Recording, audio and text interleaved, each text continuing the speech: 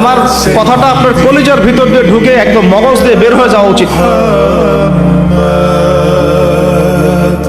রিবা, সুদ is equal to নিজের মাকে বিয়ে করা, নিজের মায়ের সাথে ব্যভিচার করা, নিজের মাকে বিছানায় নেওয়া, নিজের মায়ের সাথে সেই কাজ করা যা আমি আমার স্ত্রীর সাথে করি।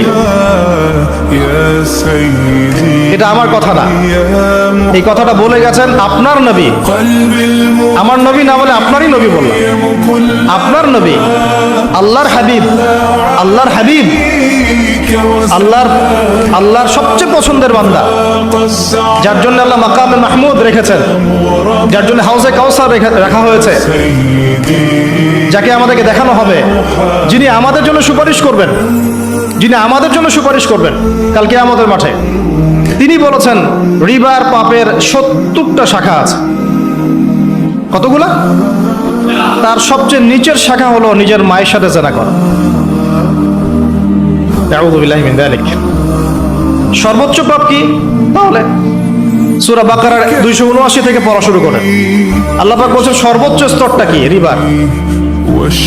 এক, রিবা সমান সমান আল্লাহর সাথে যুদ্ধ করা। দুই, রিবা সমান সমান তার রাসূলের সাথে যুদ্ধ করা। পুরো বিশ্ব এখন আল্লাহ এবং তার রাসূলের সাথে যুদ্ধ করছে।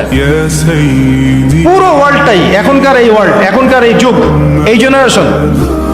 আইয়ামে জাহেলিয়াতের সুদটা ছিল শুধু মক্কায়, হয়তো একটু মদিনায়, হয়তো একটু আরবের জাজিরার মধ্যে, এতটুকু জায়গায়। এখন পুরা গ্লোবালাইজেশন হয়েছে এবং সবাই আমরা মাশাআল্লাহ নাউজুবিল্লাহ কোনো না কোনো ভাবে সুদ ভিত্তিক অর্থনীতির সাথে জড়িত আছে। ফেডারেল রিজার্ভ ব্যাংকের আন্ডারে, ওয়ার্ল্ড ব্যাংকের আন্ডারে, IMF এর আন্ডারে যত সেন্ট্রাল ব্যাংক আছে কেউ সুদ মুক্ত থাকতে পারবে না।